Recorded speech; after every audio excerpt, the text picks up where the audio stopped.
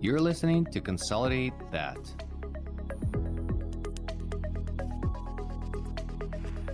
Ukraine is my motherland. It is now under a savage attack by Russia. Ukraine is shielding Europe and the rest of the civilized world from Putin's barbaric aggression. Ukrainians are brave and effectively fighting back. Let's help. Make a donation to Armed Forces of Ukraine. Link is in the show notes. Hashtag Stand with Ukraine. Welcome back to Consolidate That. Ivan, it's good to see you. We're recording this on what some people call the most special day of the year, which is my birthday. Oh, yeah. But, everyone will be able to listen to this much later. So if you're listening to this now, don't send me a birthday wish because you already missed it. But mark your calendars for Just send next year. presents. Yeah. Just presents. That's Yeah. all. The That's all. presents. Yeah. You don't have to send the wishes, just presents. Okay. But I'm excited. Good. We've got another wonderful guest from within one of our practices. So I'll hand it over to you to introduce everyone, and we'll go from there. Thanks, Ryan. And it's my daughter's birthday as well. And you know how I remember it's my daughter's birthday? I know that when your birthday is, so then every time I'm like, oh, this is Yeah, my you daughter's got to peg birthday it because by the that's what. most important people in life. Right, exactly. Yeah, that's how we do it. Well, I'm very excited. So we have Sarah Dalton. Sarah is a dedicated and passionate professional in the pet industry with a particular interest in veterinary medicine. Her love for animals led her to her first job in the pet industry in Georgia, where she discovered her passion for this field. Sarah then moved to Virginia to be closer to her family and was given a chance to continue expanding her knowledge in Danville Family Vet, which is one of our hospitals, and which I just visited last week. Sarah is committed to learning as much as she can about veterinary medicine and is always looking for ways to improve her skills and knowledge. She wrote an essay on compassion fatigue. Sarah, thank you for finding the time. Thank you for joining us. Absolutely. So, this is a topic that you're passionate about, and it's very interesting. Can you tell us about your role in the hospital and how did you come up with an idea to actually write an essay about compassion fatigue? So I am customer service rep, so I'm front desk. I got the job at Danville Family Vet and started as the front desk. And my practice manager, Amy, she actually inspired me to go back to school. So I had not been in college. I graduated. I kind of pushed it off. I needed to work. And then just seeing Amy, I decided I wanted to do practice management. So I enrolled back in school. And one of the assignments was to write an essay on something that you're passionate about. And I asked around the hospital. I was super into it, learning everything. And my doctor, Dr. Smith, he actually brought up compassion fatigue, and so I started doing all this research. Awesome. So, compassion fatigue or burnout, there's two sort of terms sometimes that you use interchangeably. Why do you think, from your angle, when you're working with the clients, why do you think that veterinarians get into that state? And in fact, we just finished the third year study where we compared the burnout between the different members of the team. Actually, managers are most burned out according to our latest study, but all the groups of the veterinary team are actually exposed to it quite significantly. So, from the customer angle, what do you think is important for them to know about the veterinary field and about this burnout phenomenon, if you will, about our profession? I think that a lot of it comes from the unknown. So there's a lot of behind the scenes in the industry that regular clients, everyday clients, they don't know. I personally didn't know until I got into the industry, and I lived it every day. So when these clients come in and they build their relationships and they're trusting their doctors, their techs, their front desk from the minute that they walk in, that we're building these relationships, and they're putting all of their trust into us, and it's up to us to keep that trust. And that can be a lot, because compassion fatigue a lot is just giving all you can and not having anything left to give. So they come in, they have a sick pet, or they come in and they have a healthy pet, and you have to go from each room, and it's draining, and they don't always realize it. Do you think that the general public knows or understands the burnout? Because when I talk to people and when I tell them that I'm a veterinarian and when I mention the burnout, um, people can't even understand that this is happening in the profession, and they think, well, how can you burn out? It's all about puppies and kittens and happy place. So why veterinarians burn out? Do you think that general public understands of the magnitude of the problem, and what do you hear from them when you're talking to them? I don't think that they realize. I mean, it starts with, these vets, they go to school for however long, it's years and years, and it starts from the beginning when you're trying to get into vet school. People can't even get into vet school as easily now either. And then they come into they start their practice, they start seeing patients, and they're in debt. They work, sometimes 50, 60 hour weeks. They're on call on the weekends. They're tired. They're doing surgeries, and it's just a whole side that people don't see. They don't know that we're working 12-hour days, and they don't know. First off, I think it's pretty cool that we're getting this from your angle, Sarah, because it's one of the big things that within Galaxy Vets we're sort of always pushing and discussing is, let's talk beyond just the idea of just the doctors or just the technicians, but everyone within the clinic. And I think it's nice to hear your view on it, because I think unfortunately it's kind of a slice of the practice that might be overlooked in some situations when people think of going to CE and, oh, who are we going to bring treats to and how are we going to prevent burnout. So I really appreciate you taking the time to look into it. What are some of the actual strategies that you think can be brought into the clinic to be able to prevent the compassion fatigue?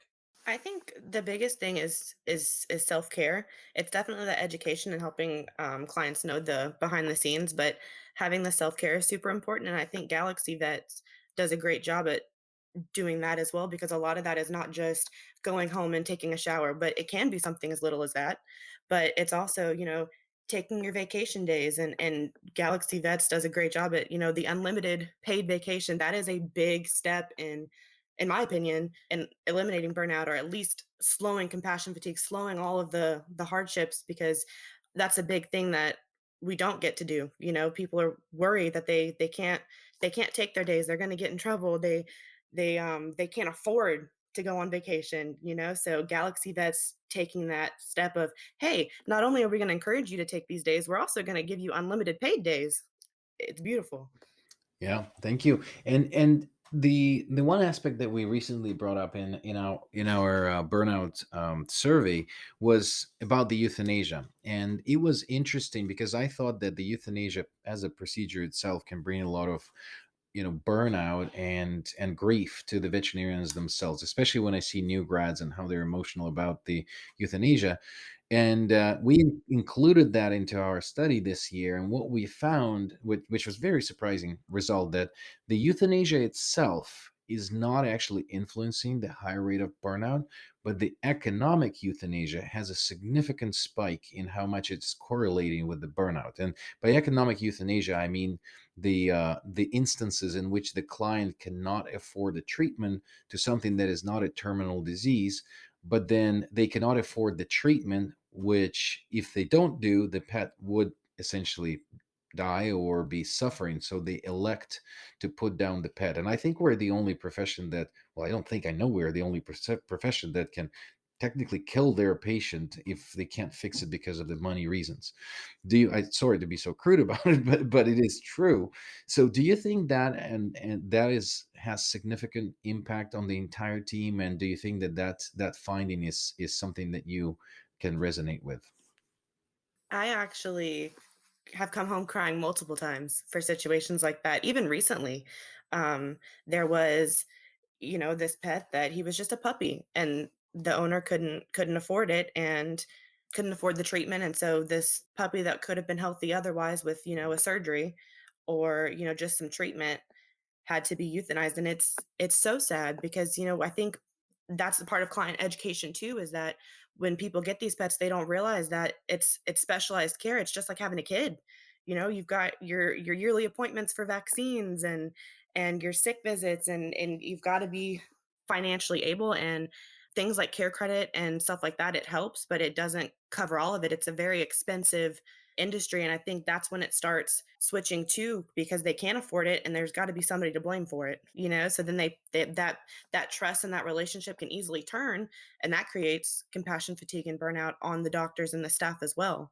And you've got your, you know, your customer service reps that have to go into this room where they're already sad, they're already upset that they can't afford it, and I have to go in there and ask them for money, you know, and it's hard. Yeah, it is a difficult situation, and it reminds me how I ended up with a Chihuahua.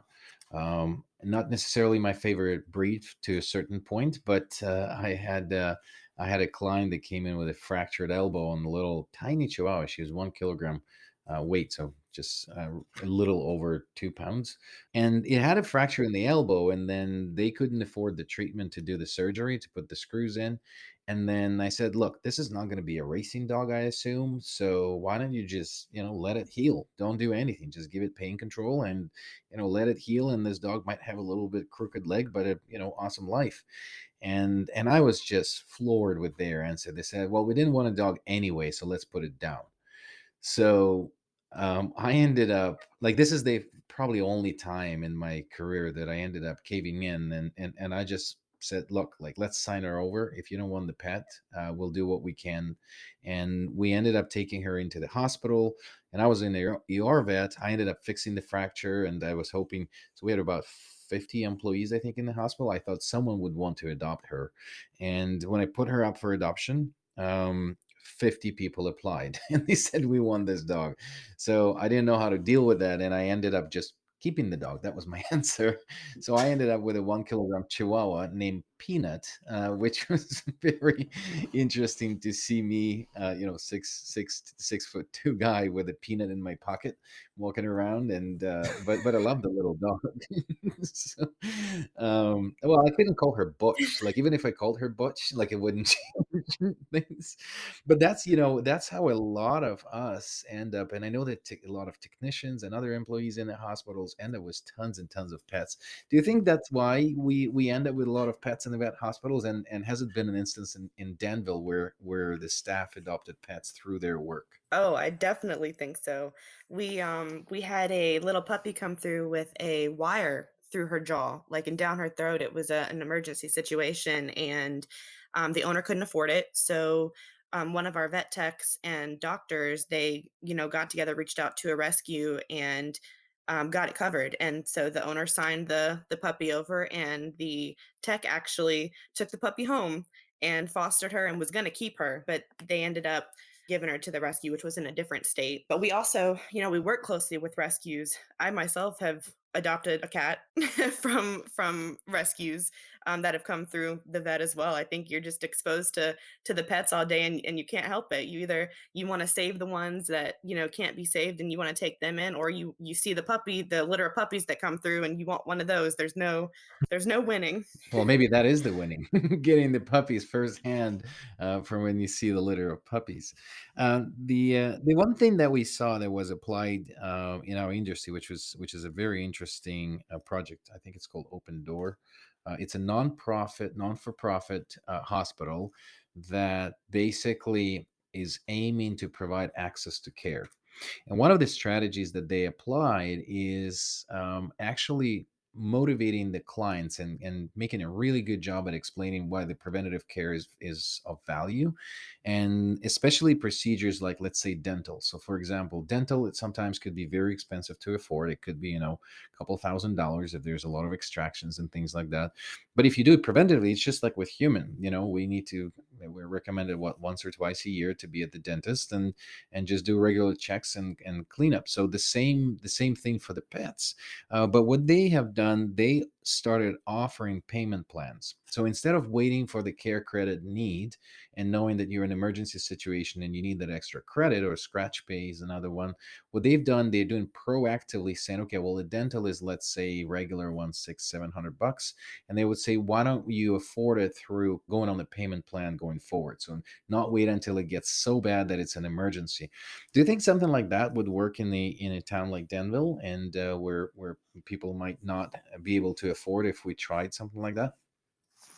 I think in theory, it's a great idea. I know I've heard stories that Danville Family Vet had actually done payment plans before, and we do have a select group of clients that, if they came in and they said, I just can't afford this today, or I need to do a payment plan, can I do it? We would absolutely do it for them because we just have that relationship with them. But when you have all these new clients that are coming in and you don't have relationships with them and they want to start a payment plan, I just think most of the time you're not going to see that money. Like there's no way to, like, you can treat the pet, you can help them, you can do the preventative care, you can do everything, but at the end I just don't think it's you're going to see that return. You're not going to see the money. Especially Danville is more of a low income area, so they already can't afford it. And even if you put them on a payment plan, there's no way to guarantee that money back.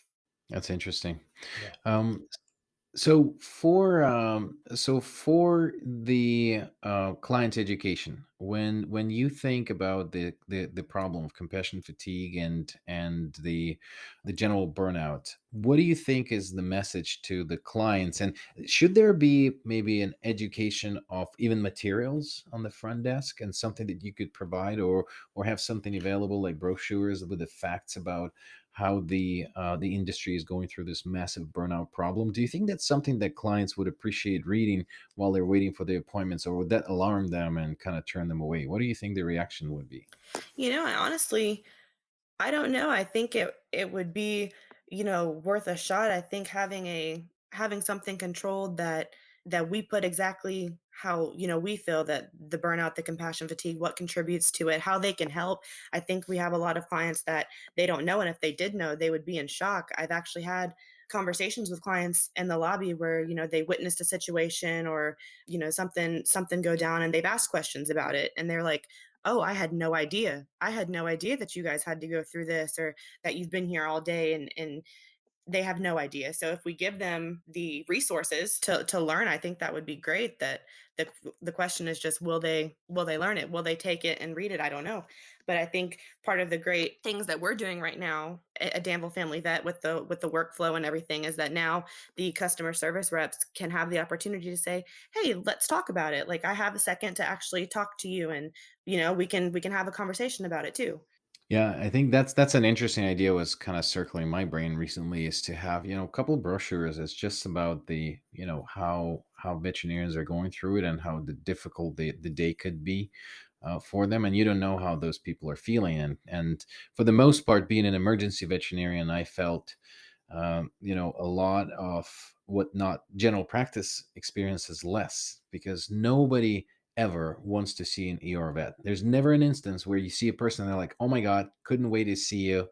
So happy that I'm here right now at midnight. I was, watching TV with my dog. She vomited and I couldn't wait to go to the vet." Like that's never the case.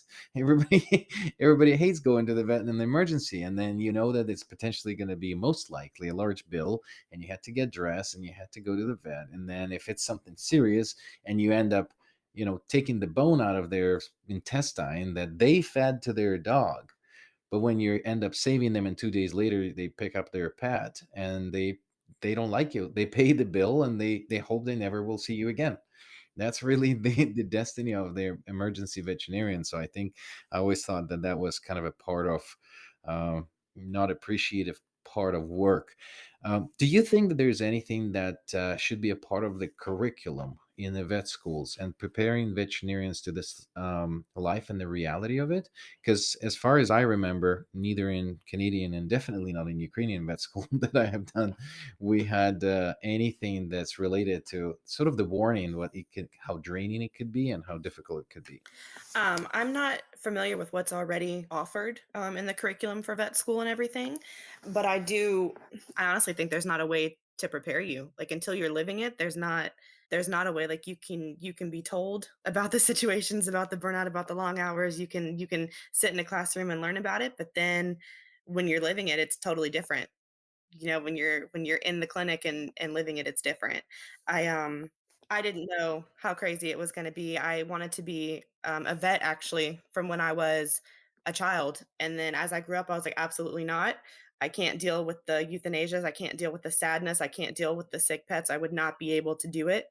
I got into it and I realized how rewarding it actually is. So I learned about the hardships. I went to the vet with my dogs growing up. I saw the different situations, but nothing prepared me for working in it and actually being in the room with the euthanasia, and then or being in a room that we just saved this sick pet. It's you're not prepared until you're there. Well, I think just sort of what you're putting out here and having open conversations with people about it is definitely a major piece. And I hope that continuing moving forward, obviously we can lean on your insight and your knowledge to be able to help make life clearer and transparent and easier for people going forward. So Sarah, we really appreciate having you on the show. This was a fun and different take on a lot of things that we do. And it's nice to not just have to talk to Ivan all day. So again, I really appreciate you coming on, and we're looking forward to it, and can't wait to get the chance to come to Danville and meet in person. Oh, absolutely. This was super fun and I really enjoyed it as well. And I'm very excited to meet everybody in person. Thank you, Sarah. Thank you so much for listening to Consolidate That. If you want to hear our new episodes, please find us on any podcast platform. Also, you can learn more about us on our website at galaxyvets.com.